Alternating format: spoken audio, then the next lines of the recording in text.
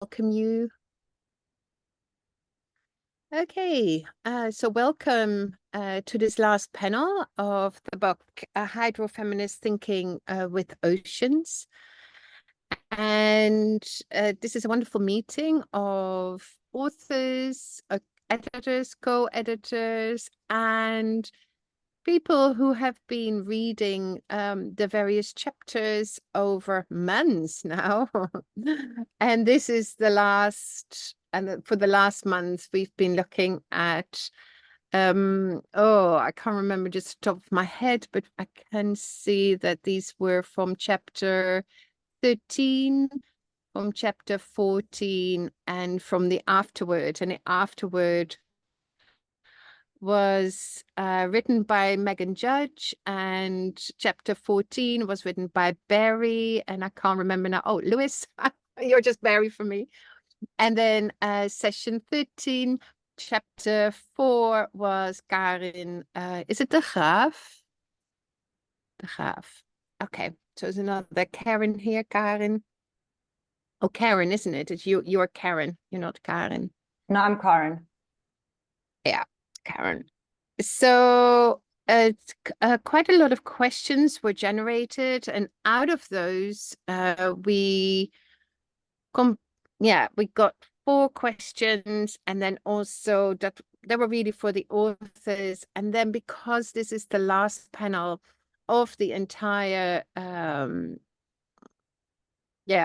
event, as it were, of reading together and thinking together about this book, we also have got some explicit questions for the editors that are more about the whole book as such, and how maybe some of those chapters work in very productive and creative ways, and maybe also work in ways towards other futures in terms of maybe hydrofeminism or research.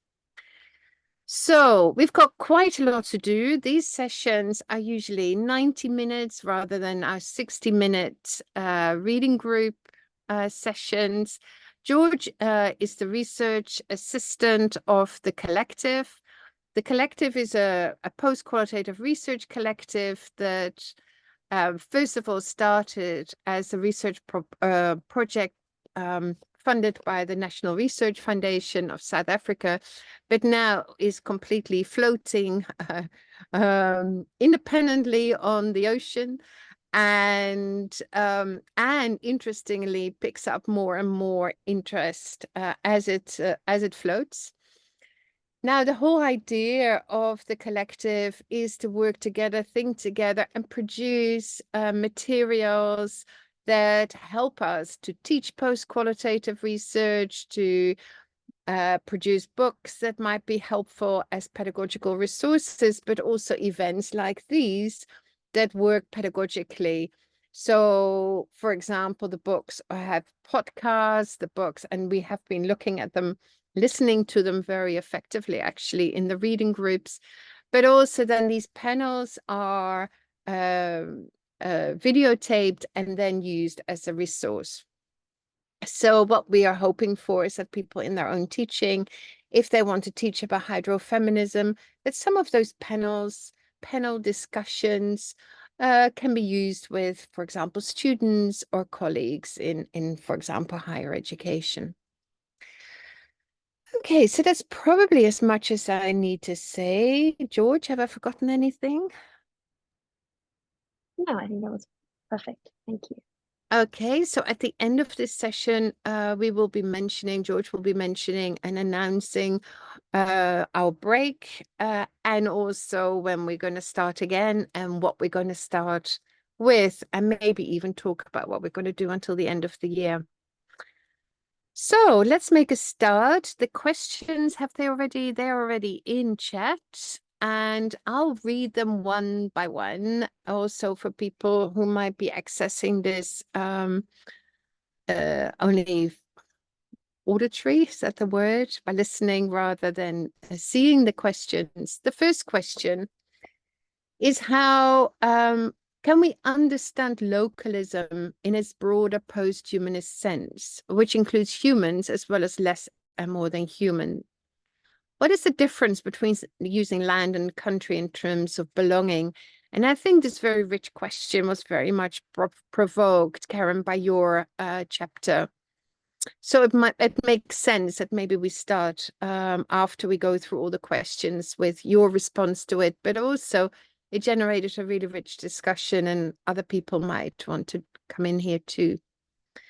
The second question, as you can see, was very much provoked by Barry Lewis's chapter on the zinc forest. Could terms such as zinc forest be at risk of romanticizing situations of lack of service delivery, for example, like in townships or informal settlements?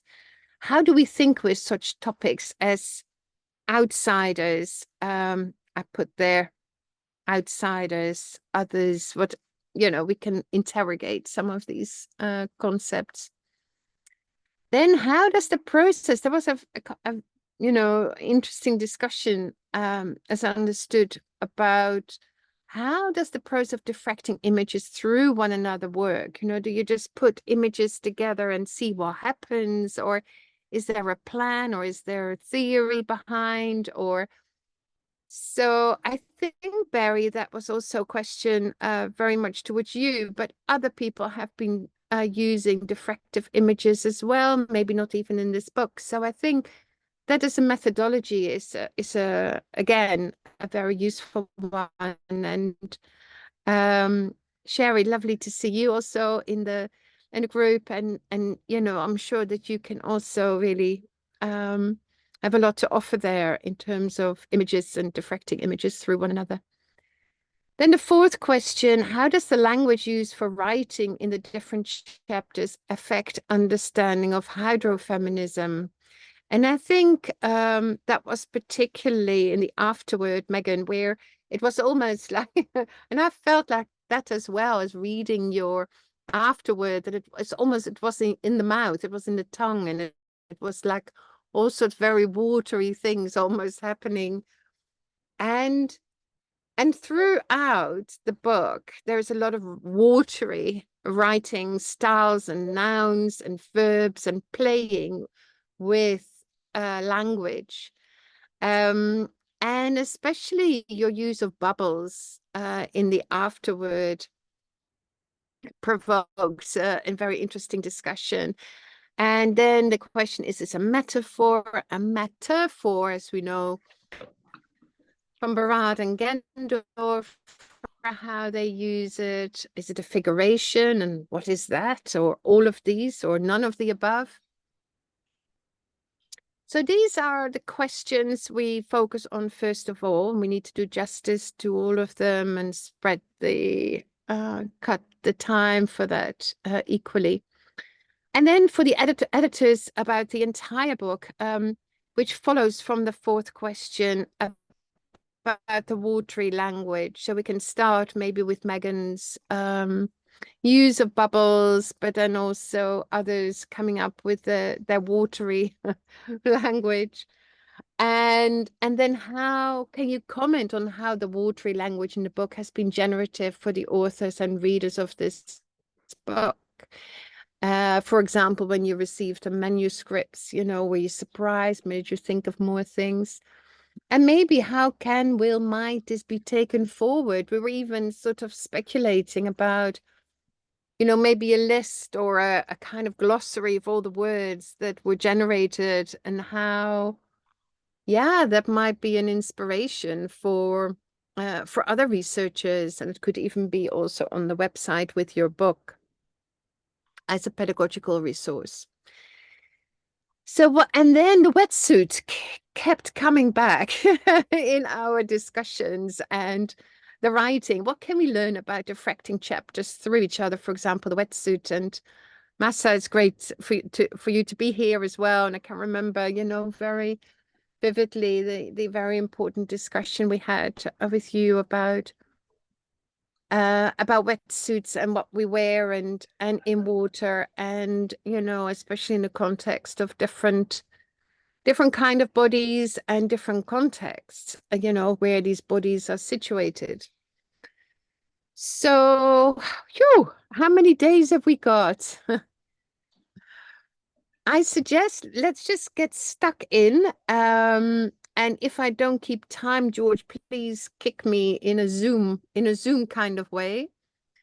Um, Here we've got, so I would suggest maybe a quarter, oh, maybe less, 10 minutes for each of those first questions, and then open it up. So this makes it 40. And does that make, yeah. And then for the rest, for more sort of general things, picking up about the books and where we might take some of these ideas. I hope this works. Okay, so let's go. The first question, it's about localism. Do you want me to go? Yes, please. Sure. I mean, I sounded much more sure of myself than I really am in answering that. Thinking about localism is tricky, I think. You know, in a surfing term, it's such a racist concept in general, because in most places, the people who call themselves locals are usually white people who've set up holiday homes and decided they've lived there the longest, and so they can control access. So some of the most sort of violent localism in surfing tends to be by white men. And, you know, it's so bizarre given where surfing started and who was surfing first. And even that is a bit of a loaded thing of who surfed first, you know, kind of the accepted version versus more and more like, yeah, showing that people riding boards in so many places outside of, you know, the Polynesian Islands. And it has kind of shifted a bit, and I think there's a bit more of a nuanced understanding of it, and it's got quite an interesting kind of history on the Hawaiian Islands, because, you know, people who are, I want to say indigenous Hawaiians, and I know that's a tricky term because I don't know how people are describing themselves, but people who sort of have longer family history there. I'm a lot less worried about sort of localism in that sense, in surfing terms, for them to kind of control a lineup. It does then tend to just stay quite sexist, if nothing else. But, you know, when you're talking about, you know, what's in the ocean besides humans, I think that's such a tricky balance. And I went to a really interesting talk last week about, you know, marine protected areas and local communities close to them, and who can't sustain themselves anymore. And the idea of sort of protecting the ocean at all costs.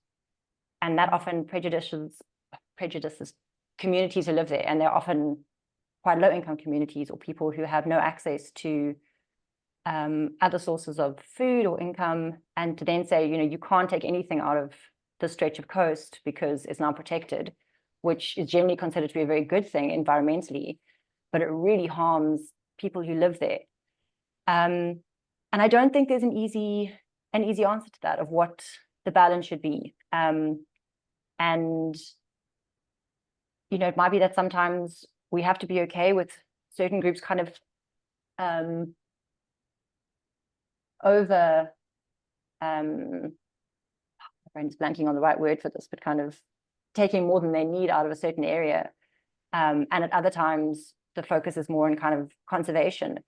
But I'm quite uncomfortable with the idea that it's always about sort of everything at the expense of people, because we need to sort of protect all these ocean environments. And I agree, but I also think again, that can kind of end up being, as many things are, it's sort of very anti-poor. People who rely on that in a sustainable kind of way would really struggle to move somewhere else to access food and a livelihood. I don't think I'm answering this in a very clear way, but I don't think I have a very clear answer, because I think it is really complicated. And I think those competing needs are very tricky to balance. And I don't think we're doing it very well yet. And I think what's often happened is that communities who live on the stretches of coast are the ones who are not asked and not included in any kind of discussion on a protected area, for example. And people make decisions for them. And I think there's a lot of that kind of making decisions on behalf of others, and whether that's human or more or less than human, we think we know best. And often that turns out quite badly. Yeah, just a quick comment before I hand over to Viv, is that, don't worry about answering the question. You said, I'm not sure, I'm opening it. Actually, the idea also is to stay with the complexity, stay with the trouble, and keep asking even more questions that, as you were doing, actually really beautifully, about really picking up the complexity of the local. But I won't go into the content, but just say, don't apologize for not answering. That's not the point. We can stay with the questions and more questions. Viv. Thanks. I just wanted to pick up on, those marine protected areas, and, to confirm that, people have been severely disadvantaged, and also sometimes shot and killed in those areas trying to fish. But, what isn't taken into account with those marine protected areas is big business, and how, the effect that has on the ocean, which I should imagine, and I mean places like Shell or corporations like Shell are doing far, far more damage to the ocean. And I've read also, militarization, the military are doing enormous damage in what they're putting into the ocean. So, I mean, when one looks at those sorts of things, these, what people taking things from these marine protected areas, it pales into insignificance, really. I think one really, and that does come out in the book quite a lot, the big corporations. And people, in this area are focusing on the military and on hydrocolonialism. And, that really has a major, major impact.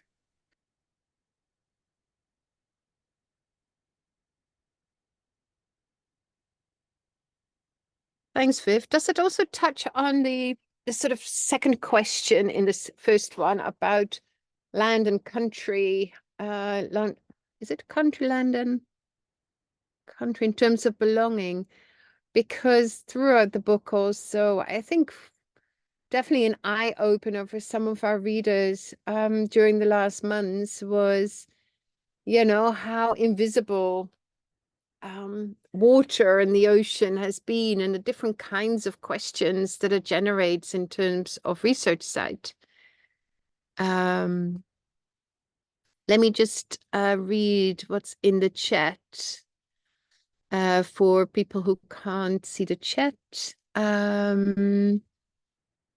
Yeah, and big corporates are deploying greenwashing as ways of gaining exclusive use over marine protected areas. Yeah. Anyone, any comment or question about this, or Karin's response to localism? Can I add a little more, and a little bit in response to what Viv was saying as well about the kind of the militarization of conservation, where people can be shot for taking from a protected area, and the idea that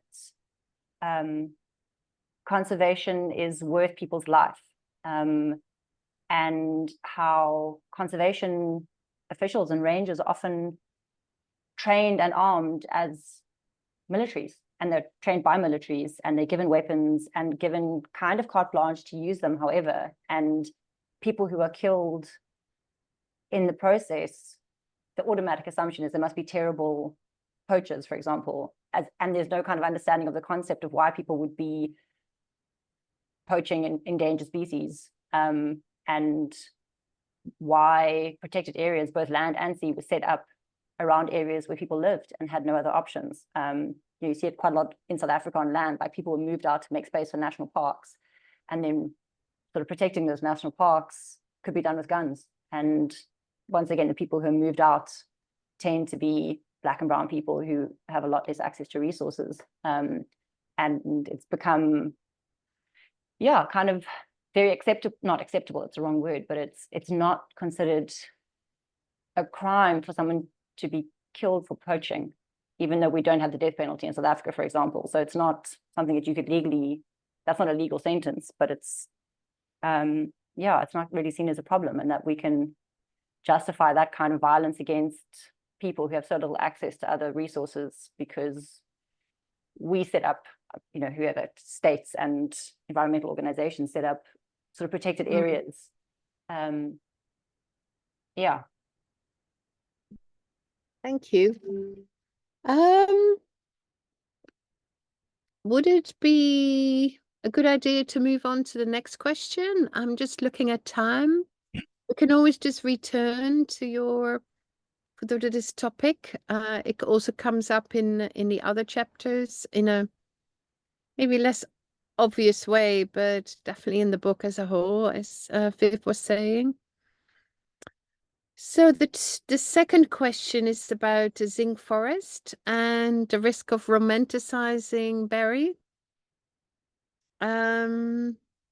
And how we think with these topics, which actually has come up in a few of the other panels as well about apologies there. Bless you. Bless you. It must be the grass, you know. The Shouldn't be something you need. well, we can talk about that as well. And how do we think with such topics as outsiders, and what counts as outsiders? And yeah, and definitely in some of those panels we've bumped into these very important topics. I'm still stuck on localism. I think it's a brilliant question. And it really is something that I want to stay with. And I think coming back to the land and country in relation to belonging is definitely something that has to happen. Because belonging is a big part of Uber and the work that we do, because we want to build places of belonging. So belonging is a major part of our narrative. Zinc forest. So I was fully expecting this question because I'm a white British architect. And this is a question that must be asked. And it's a question I ask every single day. I would slightly shift the question in terms of romanticizing situations in terms of service delivery. It's much worse than service delivery. In the chapter, we spend a bit of time with Ziba, and he talks about the egg. And so for me, there can be no romanticizing of the phenomenon of the zinc forest when it speaks so much to the liminality, or that very thin space between life and death. So we can talk about service delivery, but actually it's a place where I've never been exposed to as much death in my life before. And a boy from Devon was not equipped in any way to be subject to that sort of reality. So today, for instance, I was in the community, and this human popped in to say hello, and I just had this joy in me, and I was like, why am I so joyful to see Loazi, although I hadn't seen him for a long time? And actually, genuinely, it's because a lot of the time it's like, wow, you're still alive. Thank you. That's amazing. So from my perspective, there's no romanticizing. Also, I think it's important to note that who gets to name and who gets to conjure up the phrases. So, you know, in the post-human world, you know, people have come up with things like staying with the trouble, like, and you can attach a name to that. Viv Bozalek has come up with many different phrases and words. We could write a whole book on that. And so the zinc forest, it's important to note that it came from a human called Voyani Vellum, Professor Voyani Vellum from UP. Was a theologian.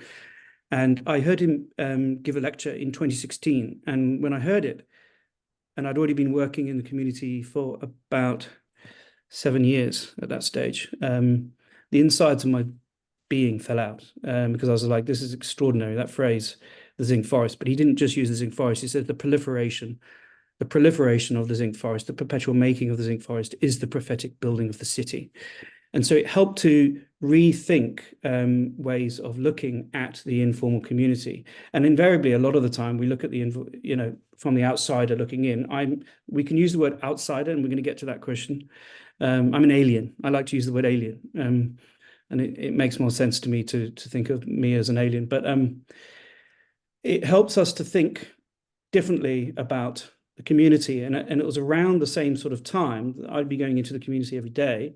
My background is architecture. So after, a long period of time going in, I realized that maybe we weren't looking at a housing problem.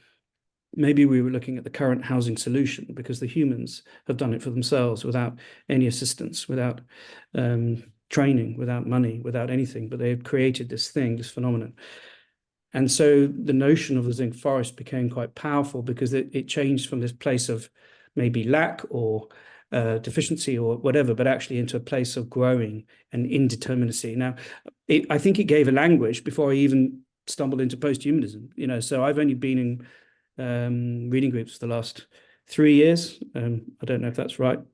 Viv can tell me if I'm wrong, but the term the zinc forest preceded all that, and it was very helpful for me to see it in that way, as a growing of rootedness, as a language thing, even with materiality and matter, and certainly more than human world. So yeah, I don't think personally I can understand why it can be deemed sort of rose-tinted goggles, but unfortunately I can't see it like that, simply because there's too many remnants of loss. And I'm interested in generative ways of seeing and thinking and working with. In relation to outsider, yeah, I'm an alien, and I've spent a lot of time understanding what that means. And then during the post-human world in the last few years, I've realized that you don't get to choose whether or not you are separate. You are inextricably linked. You are implicated in the story of this thing. And so I've been very vocal recently in regards to colonialism and, all the things that the disease, I talk about the disease that I brought with me from the global north, the problems of capitalism and consumerism and certainly colonization, and to the point where my family think that I hate them, which is very odd, because, all I'm doing is calling into question where we've come from. But as an alien, we have to pay attention to position and power and privilege. I am a white British, I'm sort of the worst sort of person, and my propensity for causing pain is huge. So I think that one of the things that was aided in that process was the NGO that we worked in at the very beginning said, listen, come, but don't be an architect, because you're going to cause pain. So for the first 3 years, I was something called a beklesh, which is a soccer coach. And it was in that space that you learn culture, language, and you learn that actually you wouldn't last 3 seconds in this community, because the boys don't care about what they tell you. There's no respect from them, which is a wonderful place to learn from. So how you enter is absolutely critical, and anyone that comes through Uber is like, how do we enter? And certainly researchers. So we had some wonderful researchers from ACC recently for the Masters in Southern Urbanism program, and really talking about entering without thinking that you might take anything out, because we have to call into question extractivism and the fact that we want to take we want to get some information or anything like that. actually you might not have that privilege. Literally the encounter, or it might just be relational. It might just be about relations making. Wow. So yeah, I don't know Thank if you that. so much, Barry. I'm going to stop you here and then see people would like to respond to that. Can you hear me? Because I notice it's a bit unstable, my internet connection. And also, I mean, one question that pops up is, privilege and what it actually means. Listening to you, is it really privilege what you're talking about? And also to what extent, we think differently about difference and identity, in post-humanism, and how relevant that might be. But let's see whether the people who asked the question in the first place feel that how generative this is as a response to the question.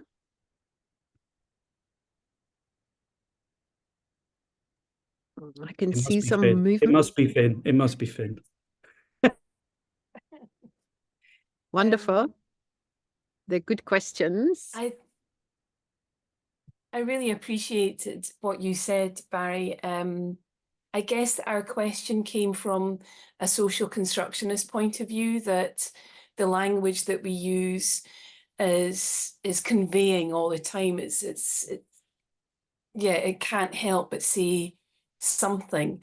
And we wondered, and we were provoking with our question as well, definitely. But in calling this a zinc forest, it did feel like it was generative, and I appreciate what you're saying, in that people within that circumstance were creating their own solutions, but it also felt like it might be almost approving that, or saying that it was okay by giving it a name that sounded lovely in some ways, to live in a forest. So that was our question. That's where it came from. No, I love that. And if you dip into Professor Voyani Vellam's work, it's ironically it's not blossoms at all. It's quite provocative in its own way, and it's quite damning of the reality. But it's also, it does two things at the same time. It is doing multiple things at the same time, and I think that my own theory, which is, and one day hopefully this will get tested. I don't really know, but my own theory is that it's situated in something called the apartheid city. So you can't talk about this thing separate to the notion of the apartheid city, the place designed to ensure that people don't belong. So belonging is an important thing. And so the act of the zinc forest, even being present, even being a thing that exists today, specifically Cape Town, not even talking about South Africa, certainly not talking about 1 billion people living in informality globally, but the understanding that it exists as a protest, it exists in defiance of the hauntologies of the apartheid system, which hasn't stopped, which carries on becoming. So that has to be read adjacent to that.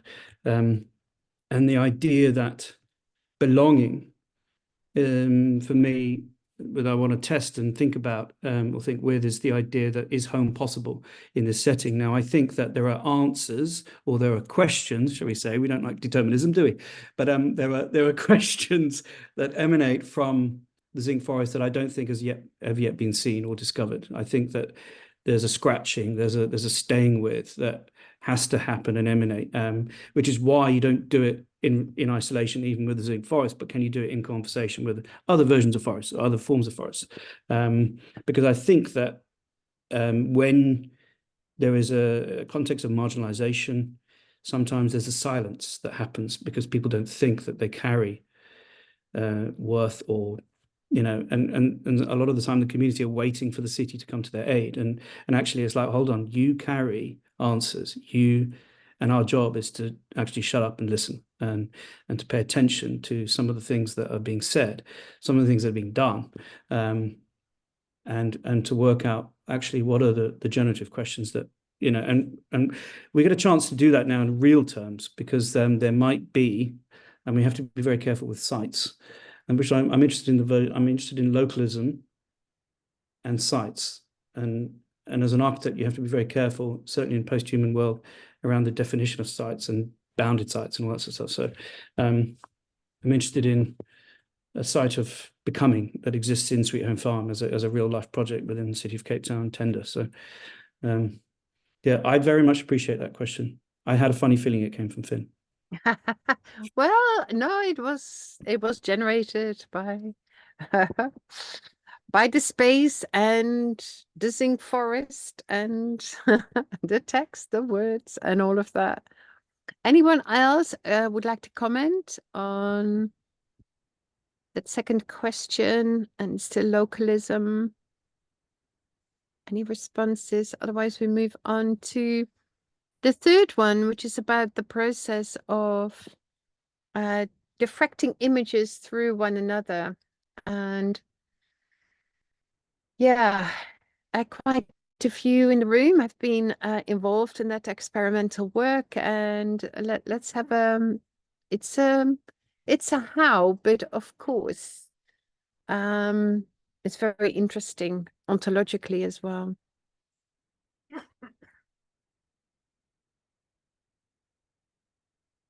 Anyone who wants to have a first go? I think it was generated in the context of your chapter, if I remember well, Barry. But Oh, my chapter. Okay. yeah, it was. I think there's so we read this book, right? It's like this never-ending cascading stream of this book, and the one critique that I have, which absolutely stands up, despite the fact that people love it, is that it's really bad in regards to the image making of understanding image making as a methodology, and which I think is magnificent, because actually it provides an opportunity, and in relation to the worlds and phenomena that I'm thinking with, the notion of indeterminacy is very, very important. And so I have been playing, I think playing is probably the best word, with multiplicities of different image making practices. Now, you read a book and it was all black and white and it was still. And so, you know, I remember when we went to Sherry's image making, and then we went to color versions, and it was like, wow, this thing has been blown out now. This is totally different. And so that as a diffractive praxis was very, very interesting. For my personal thing is like I've started, it's very much a virginal start in terms of saying, well, if we understand in this particular context, the fact that there's no disconnection between forests. So let's talk about forests, for instance. There's no disconnection between forests. Why would we think that the zinc forest is separate to something like the pine forest or even the kelp forest? So obviously the kelp forest, I'm slightly obsessed with as a free diver, and certainly in terms of the holdfast and things like that. How can we start to play, I think, with the notions of the images? But now, the thing that I would rather have a conversation with is it's very difficult to do generative work with the stillness. Now, we can talk about still images. There's one image in particular that I did before the book, you know, long before, which was very interesting in relation to the young girl in community adjacent to a holdfast. And that image emanated before Dr. Nazreen had done her study in terms of understanding what multiple versions of life exist in, you know, like 200 different species that exist in the holdfast. So that was quite exciting. And so biologically, or from a scientific perspective, they could say, well, this is an example of a nurturing habitat. So I was quite excited by that. But actually, in terms of image making, I would much prefer to diffract the moving image and sound, because the sound is the click. Everyone, you know, if you've been in the kelp forest, click, click, click, click, click. And then today I was in the zinc forest and the waving of zinc. And so I'd rather have those, I'd rather sit with those things and work out what is becoming in and through that relationship. I don't think there are any fixed answers as to what is right or wrong. But I do think we can question whether anything is generative and if it's taking you somewhere and if it's becoming and, you know, and all that stuff. I think that's a helpful tool. I would like to spend the rest of my life just diffracting images of these forests through and with each other, because I don't think we've even started. So sometimes they are concepts that you diffract through that, and the difference that it makes. Yeah, that will be an interesting one. As I just browse through the book, I see Sherry's diffractive images, and then when you talk about sound and movement, it's not only still. Figure 9.2 that is Joanne Pierce's. There's a QR code embedded in the image, and so yeah, I mean, it would be really amazing to hear from the different people who do this kind of work is what's what's going on when they do that, right? And what is it that others can learn from that doing? And ask the question, so what? What difference does it? And why does it matter? You know, what is it producing? matter? And why Yeah. does it matter? Yeah. So I'll just hand over.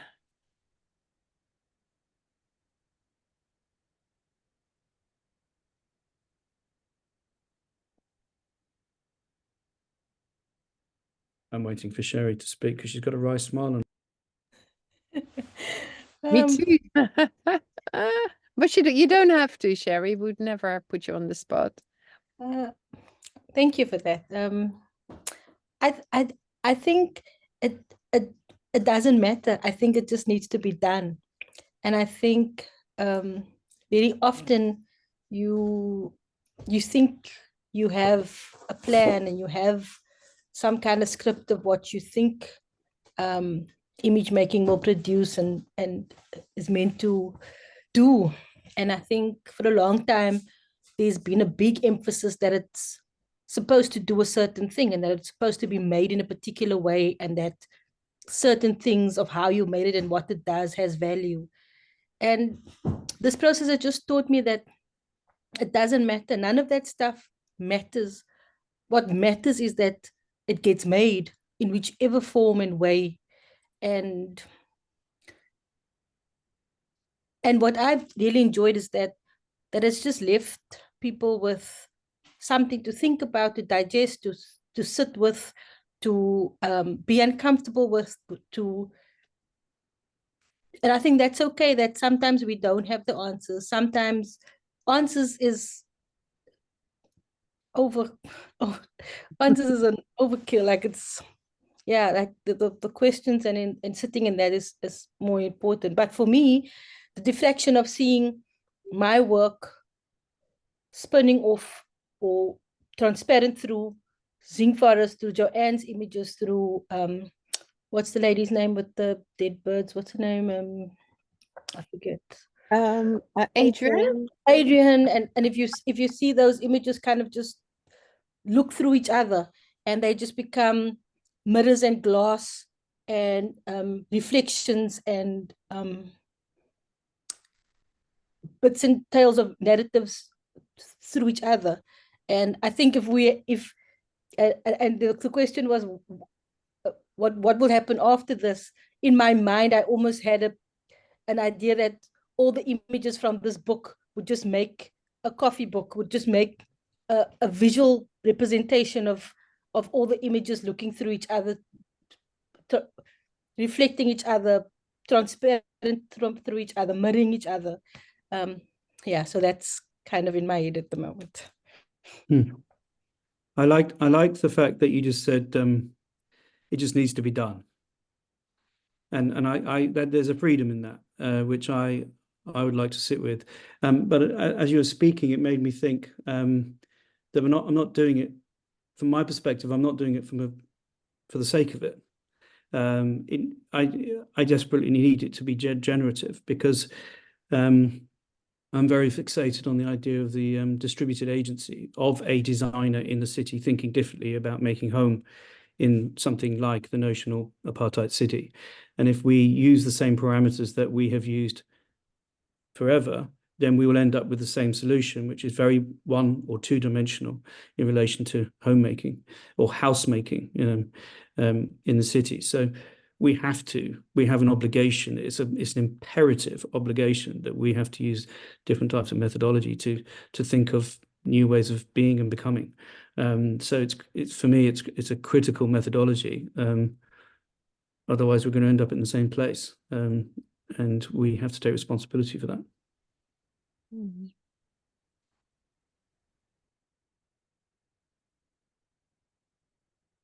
And even just the word house homemaking, even that kind of even just that kind of language is part of how we are implicated and how we are making the same kind of mistakes, because just making sense of even what that means for people is very different, and compared to what designers think it should be, and how the materials to make house or home look like and be like. It's so true that you're saying. That's it. We'll still have the same problem if we keep thinking in those same guidelines, I think. But I think looking at your images, Sherry, and also listening to you, Barry, about zinc forest and bringing concepts together, and when we do that visually, what does that produce, right? So you have the zinc and you've got the forest, and what does it produce when you do it visually? And when you have an octopus, but also playing with scale and different scales, and having really large octopi and maybe smaller human bodies. So how can you sort of provoke a troubling of human exceptionalism and anthropocentrism visually? And I think that's a lot of what you see in the diffractive imagery work, where it is by paying attention to the modern human and diffracting that through that actually, and what you were talking about is trans-individual agency, Barry, and how that then comes to the fore. You start noticing more. So, and that is what you're saying, it's an issue of fairness and justice, and it's work that needs to be done, isn't it, Sherry? That's what you were talking about. And then the other thing I was thinking of is the importance of hauntology, and how, in that decolonizing work throughout the book, it is how to bring the past and the futures into the present visually. And how important is that? And that's very much, of course, in Joanne's chapter. So, and it's playful, it's fun, right? It is, but if you think about what's been missing, I think personally is, and maybe it's because I haven't read enough or seen enough, but like if you talk about the atom, so Berar talks about the atom, so it stopped time. Time is no longer this linear thing. We then talk about thick now, the multiplicities of the layering of time, and you talk about the fact that because of the atom, there's no longer this thing of scale. So there's not the small thing and then the village and then the town, and then it's like scale has been blown out, time has been blown out. What images speak to that? And I think for me, I think that personally I'm obligated to try and play and dance, play with it, yes, and just do it. As Sherry, I'm just like, just do it. I'm going to remember that. Just do it, and because actually we're still caught up in these things, and so the notions of differing scales connected as a thing that's becoming in that moment of, and for if Finn was reading an image and then I asked Masa to read the same image, there's another diffractive pattern that's emerging, because the same image, a diffractive image, gets read in different ways, and again it becomes this multiplicity of possibly another version of distributed agency. But yeah. And maybe just to add to it, and just to use your example of scale, like if I believe I'm a divine being, then why should having a house and having a shelter be a thing that defines where I live, when I live in the earth, in the space, in the realm? So you see, in terms of space, the realm in which where my energy is and lives and exists, it's not the scale of a house or a home or a shelter isn't where I'm held or confined or safe, because in scale I exist. I'm not making much sense now, but if you just use, I mean, it doesn't define you, right? yeah. So Yeah. if home is space, wat is die ruimte nou? Space, wat is ruimte toch? I'm not making sense, but just in terms of scale, where you think of a house and how I think of how I am in the world or in the universe, house is a small thing, but I live in space or in the earth, which is a bigger thing than what you consider a house to be. Something like that. And also with your ancestors, I remember you talking about this, and was it the last panel, the one before, or? Yeah. And so again, with ontology, I've already been in the future. Everything that's been in the future has already been here in the now. And so those images capture this moment in this time, but it holds everyone from the past and everything from the future. Good grief. So there's a comment here from Cara Louise Jones. Sherry, I fully embrace your feeling of space and home as a representative of value or effort. Oh gosh, time. Still the reality though, Barry. I don't know whether Meghan is here and how, because it's the fourth question. Yeah, sorry. It's fine. It's My fine. internet is shaky, so I just hope I can see you. Okay. Just before Otherwise you can turn off the, but let's see how we get on. So that question really about your amazing afterword, which we so enjoyed reading and discussing. How does the language used for writing the different types affect understanding of hydrofeminism, the bubbles, but also, more of your writing and how the style, and it can open up sort of also this whole question about form and content in terms of our writing as post-qualitative, new materialist, post-humanist authors, how exciting but also difficult it is to do justice to a different ontology in our writing. And so I just open that up, and then it probably will flow, talking about flow into this sort of more the comments for the editors. But I suggested we first of all, okay, Masa, yeah. I'm sorry. No, that's fine. No, because I wanted to mention, actually I wanted to ask for permission because we were talking about the images. So we have a mountain here, it's called Mother. It's like a pregnant woman. So I was asking if I can diffract with the, do I have this permission to use the Barry's chapter and Cherry's chapter photos to join them and diffract through them with the photo of this mountain and then send it for them or not? Because you said we can play with the images. So I want to use these 3 photos, diffract through them, and then send it to you. Is it okay? Do you have Sherry's email address? No, I want to use Sherry and Barry's both Sherry. photos. I can share that with you. Okay, great. And also, Barry, if you can put the name of the person that inspired you with the the zinc forest, the term, if you can put the name in the chat as well. I wanted to ask you that a few times. But yeah, that's Massa, that's great. And also, as we were talking about the whole idea of, I think, Sherry, your idea about having all the images and see how that works and does. Maybe that's also an idea, George, for the website to take further.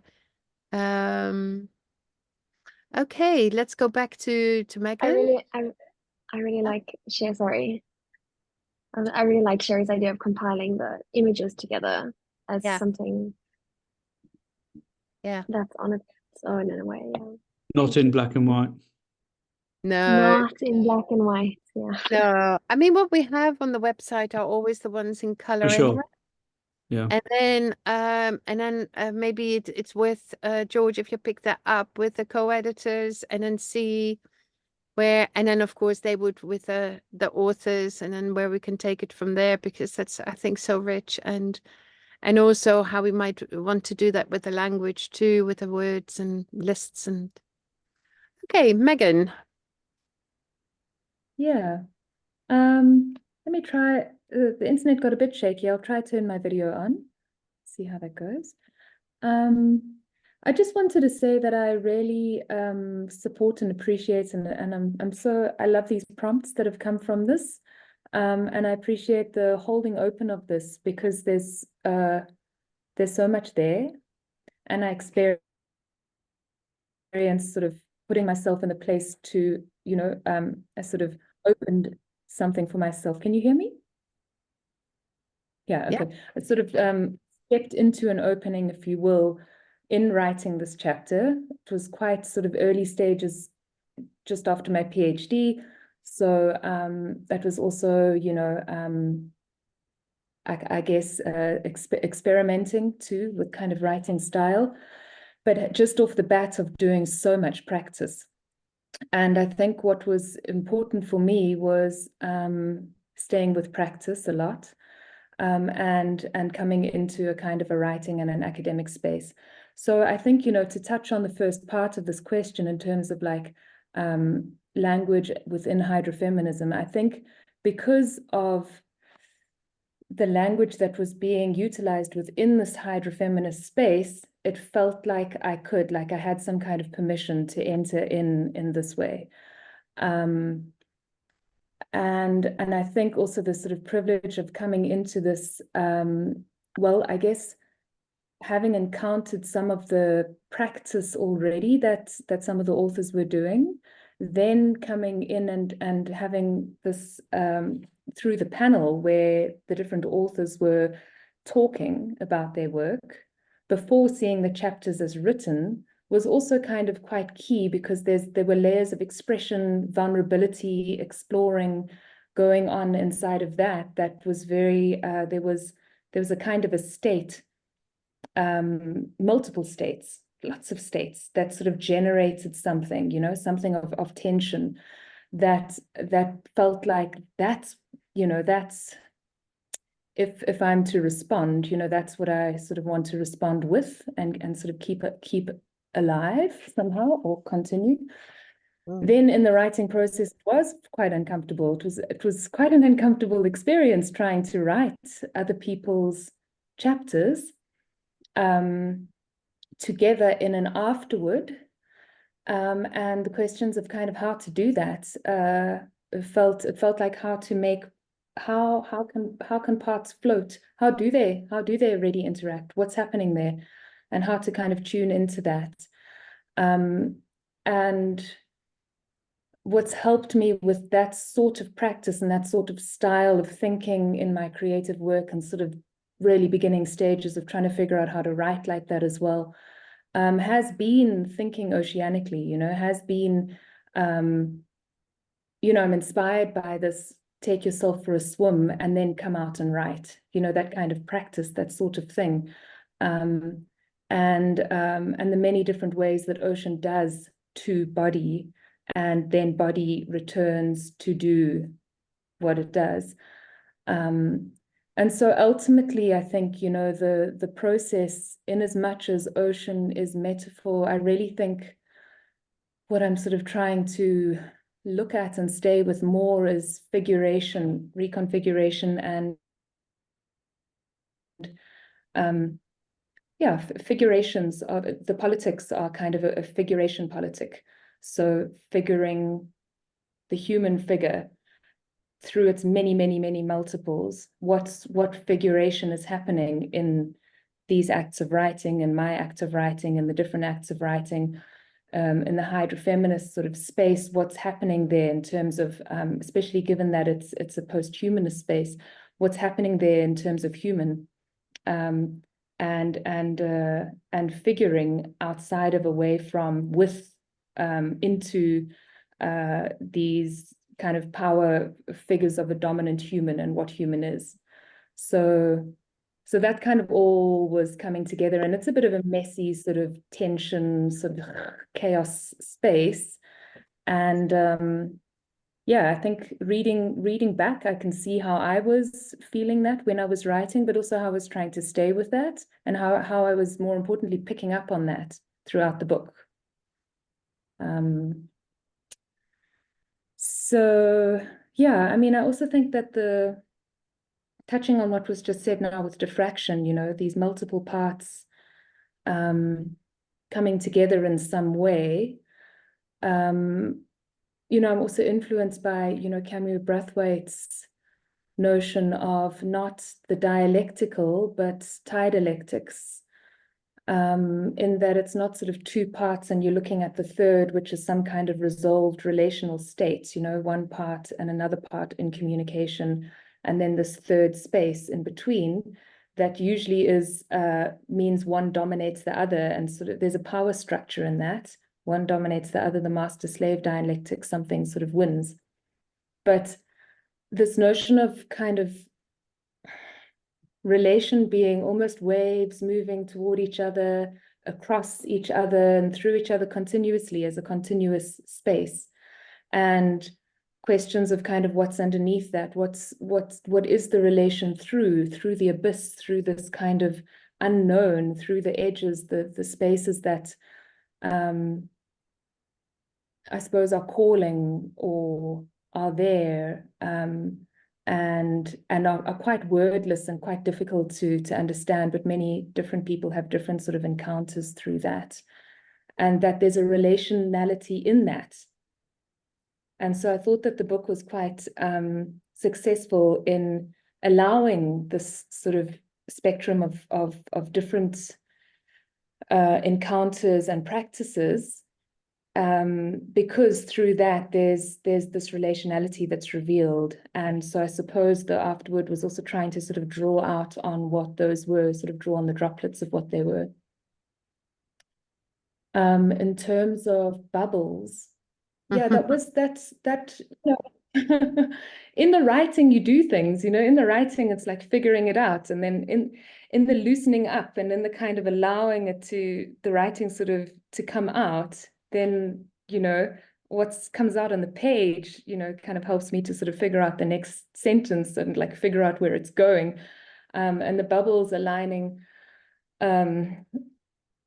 with dipping above and below the surface, and the past and the future sort of spinning around, and bubbles as being both breaths of tension from this terror-centric land underwater, but also transparent spaces that you can see out. So again, this both and, the tension, the potential, allowing that to kind of exist. And I think that the poetic has a lot to offer in this sense, and also not totally concluding, leaving space for openness, because what's to conclude really? I mean, sorry, I see Tamara has a hand up, and it might be useful to we hand over to share this conversation.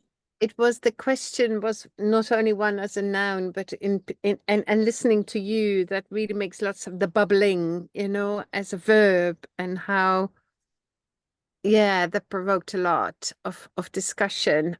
Tammy?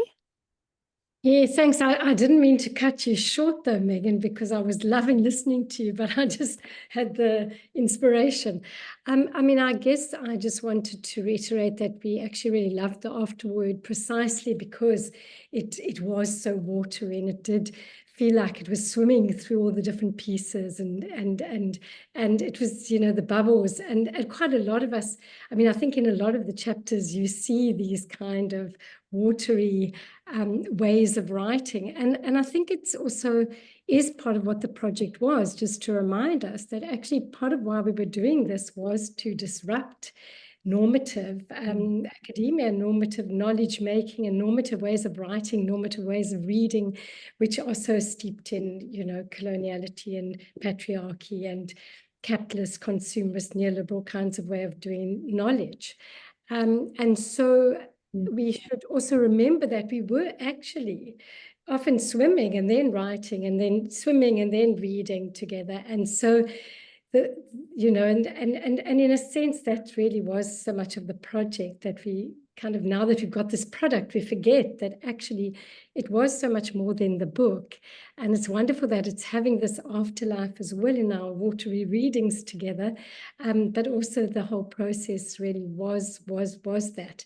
But at the same time, having said that and having, you know, feel sort of happy that that kind of comes through and is a part of it, and that indeed we really, the project was about opening up the space for alternative, more poetic, more literary, more creative, you know, the kinds of knowledges that are often seen as other to academic knowledge and, you know, mainstream ways of writing, which is not actually such a new project. I mean, it goes back many decades. But having said that, I also wanted to say something about the dangers of creating new orthodoxies in how we write and how we do knowledge. And, you know, when I first read that question, when it was, I think it's been more nuanced, and I'm happy to see that, but it felt like a kind of critique of how some chapters are writing like this and other chapters are doing the right thing and being more watery and being more poetic and more lyrical. So forgive me for being a little, you know, sort of, I think it's so important that we don't, you know, reproduce the very orthodoxies and, you know, constraints that we are kind of refusing in our projects of reimagining or reconceptualizing what it is to do academic knowledge. So that, you know, for some people it might be more comfortable to write in a particular narrative is less watery than sorry. Okay, I'll stop. I really hope my afterword didn't come across like that. And if it did, I'm very happy to receive that kind of feedback, because I totally agree that the different tensions and ways of writing are all, it all together generates something of a thicker body and image to be with. Definitely. Yeah, oh, no, I mean, it wasn't directed at you at all. Absolutely. But I agree. You know, I really agree with this. I'm responding to the question, how it was initially sort of phrased. The question from the reading group. I'm responding to what I think becomes a, you know, kind of a, this is how we move in academia. And in a way, I'm hoping that we don't repeat the same set of logics that we are, you know, I won't say critique, because I think critique is so problematic, and that we always, you know, we talk about, you know, beyond critique and beyond paranoid, the kind of, you know, surveillant way of doing knowledge. And I think it's so important that we constantly remind ourselves, because it's so easy to fall into the habits that we've all been trained in, even when they look different, but actually in some ways repeat something. So no, so it definitely was not for you. It was just a disclaimer around ways of writing. And if we're really talking about multiplicities and neurodiversities and different ways of making knowledge, we should be very careful about, you know, asking questions about why some seem to be doing more watery writings and others are doing what maybe looks like more sort of other forms of writing. And yeah, so I'm really I think that's really important for us as in the project that the larger project, I guess. Can I have just a quick response? Okay, yeah, Meghan. Yeah. I just want to say that I really, just coming back to the afterword and what was raised around that, and then I know that it's about the entire book, but looking at something in its entirety, in a kind of a holding of that, it is interesting to pull it into a place where there's a performativity of the data of the parts together, and those parts can be so much and should be, like the field report, the scientific data as well. As someone who works in science communication, I think that it really generates a thicker picture, to stick with the language, and is more affective and generative in a broader sense. So I appreciate that comment, and I'm very, very interested to hear these responses and questions. Now, I don't know, Karin, were you first or Sherry? Karin. Okay. That's what I thought, but I don't see you in that same order. But anyway, that's fine. Karin first. It was also just to respond to what Tammy was saying, because I also saw the initial questions, and I think it was initially about my chapter, which I actually thought quite a bit about it after I saw that. So it's okay. I would kind of like to chat a little bit about it. And I think it was a bit about why mine was like sort of quite more formal language than a lot of the others. And, realistically, a big part of that is like, I'm kind of a junior academic. Like I have 4 publications before this. I felt a lot less freedom to break from kind of traditional academic writing. And, there are people in this book who have, probably over 100 publications, and also probably have full-time jobs at university, which I also don't have. So yeah, it felt a little bit less of an option for me to break a format that it doesn't feel like I've had the time to even play with yet. And, also write about surfing. It's sort of people think of it as so deeply unserious as like an academic project. So I kind of felt like I needed to prove it. And a little bit the flip side of that is that I sometimes think that we also ask people to put so much of themselves into their work, and it can be quite extractive. People, and this is, no criticism of anybody in the book who wrote that way, but people put a lot of themselves into their work and a lot of their personal selves and things that are really difficult. And, Tammy, a bit like what you were saying, I'm a little worried if we kind of start thinking of that as being the requirement, because, academia takes so much. It's so greedy of us. And I think sometimes we're also allowed to say, this is a boundary. And I know my work was quite formal, and partly it was because I'd had an awful experience in the ocean quite soon before that, which I really didn't want to put into an academic book for strangers to look at and read about and think about. And so it was kind of a choice to be maybe even more formal than I would normally have been. And also knowing that I was going to be in a book where people were really playing with form, but sort of feeling like, for me, what was important was staying quite, maybe distance is the right word, just because it had been such it was something I was working through that I didn't want to be doing in that space. Yeah. Thank you. Sherry? Hi. Thanks, Meghan. I think I'm saying it right. Is it Meghan? Oh, Meghan. I just wanted to add to say that I really enjoyed reading the section you wrote, because when I read it, I was like, wow, I really felt seen in the way that you were able to pull connections together and to write about it in the way that you did. Because often when you read the forwards, I kind of think to myself, I'm not even sure if the person actually read the book, because sometimes there are things that don't match. But I really felt like you really studied all of the work so well, because you describe them and speak about them in like a real personal way, which I was really touched by. So I really just want to bow low and say thank you for that. And also just to say that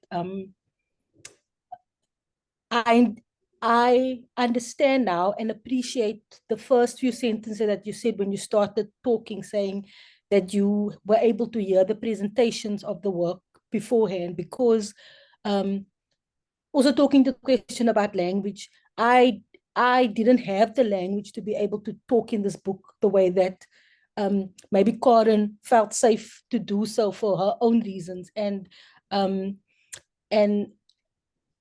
for me, being able to have you be at the presentations and hear a different kind of communication that isn't in the written language was important for me, because that way you could get the essence of the work over and above the writing of the work, because there is a lot that the English language doesn't offer me to be able to say what I needed to say, and my images did.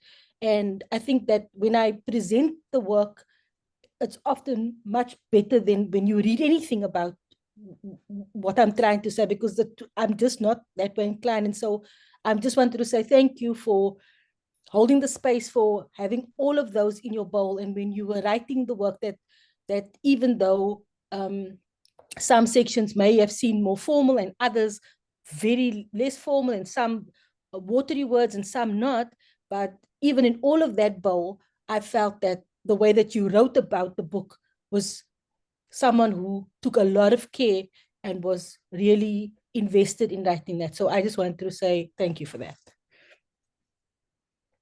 Thank you, Viv.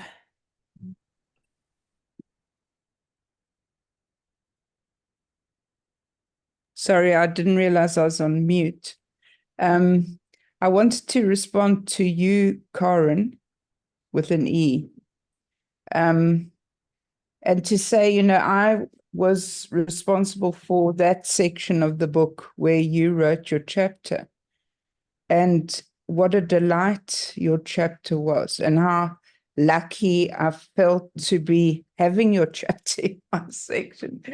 Because I think, out of everyone that I know, you are the most fastidious person about references and writing. And so I just sort of felt, oh God, thanks God I've got your chapter. So I think I found it delightful to read.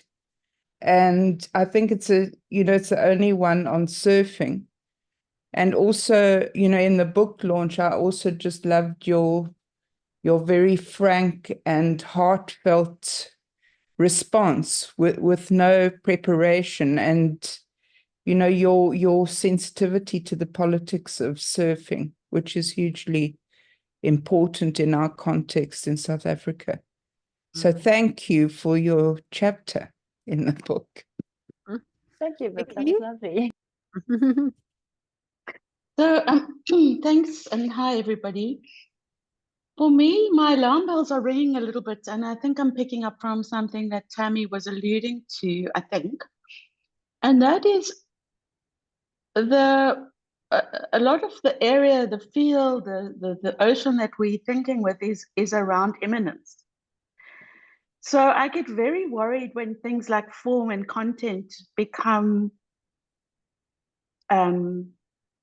objectives in a way. That to use watery language, therefore, could become a paint by number kind of way of doing research. Or diffracting images can become a way, will signify a particular kind of scholarship or expression. So I really just wanted to point out that we should be mindful of that kind of risk, because whatever form of expression needs to be made itself felt and seen and heard if one is practicing immanence scholarship or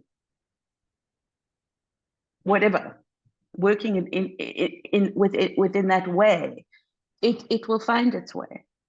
It doesn't need to be said in a particular way or depicted in a particular way of making an image, etc., etc. It's funny, you know, Barry has put up queering post-human orthodoxies. Who's going to write this? And yeah, that sameness. And it reminds me of, you know, Maggie McClure's glowing and the glow and what glows. And it just is constantly used. And it's so tired, you know, because and how, you know, maybe bubbling. It bubbles up, and you know there are things about sticking, and Yeah, now bubbling is troubling as well. I hadn't thought of that until today. Yeah, it is. And so each of those works in particular ways, and I think it is helpful for people to have sort of new words or words and work in particular ways that really help with writing. And I think that is also the whole idea, how as a collective we can help each other, which doesn't mean that it's like repetition or imitation, but it can provoke ways in which it can make new connections again with something else, which is completely unexpected and can stick to it, right? Because it's not as if they come with definitions. They also come with the way in which they connected with the people who use them. And how they themselves respond to whatever research is going on, you know? So concepts are not static themselves. But just to say that those questions were never meant to be critical in the old-fashioned way, or the maybe still very dominant way of critical, you know, they're there to provoke. And I think what you've all done, you know, you've really, really given us lots of thought, food for thought, a further thought, and provoked it further. And we definitely will approach you to think about, you know, lists, or maybe webs. Maybe that's like a spider web of all sorts of ideas, of all sorts of concepts that bubble up from this book. But for now, just give George the last word of what's going to happen, and also to thank you, and to thank you also by name, because I didn't do that in the beginning. I find it always hard to do things the same way.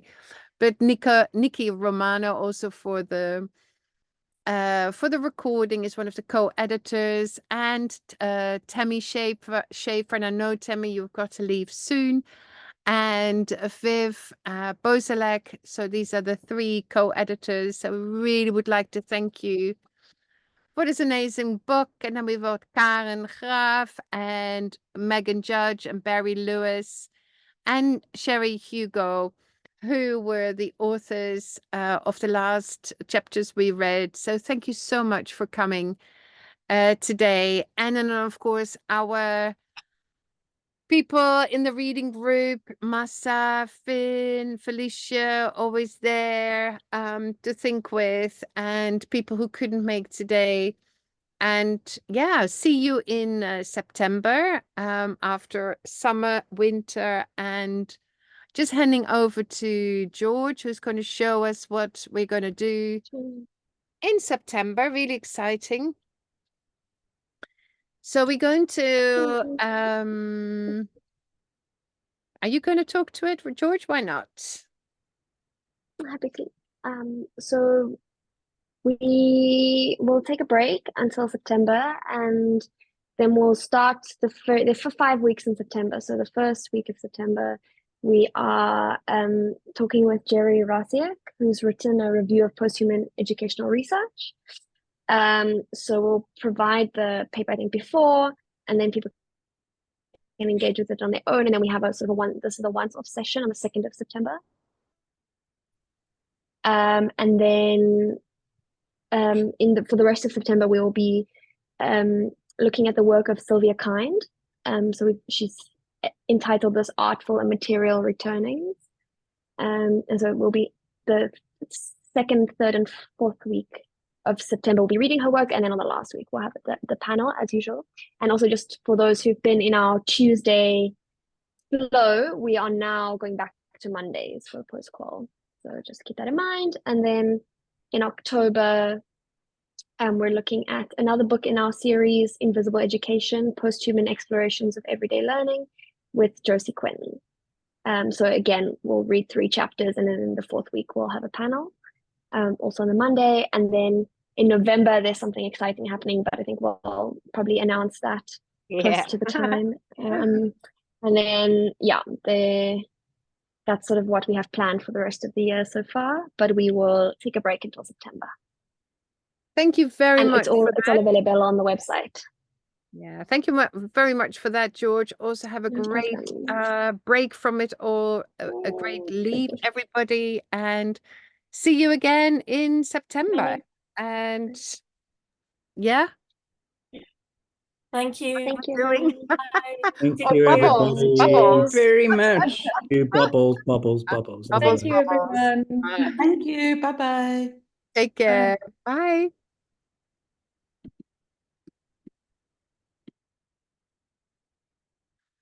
Have you finished the recording? I'm going to finish now. Stop recording.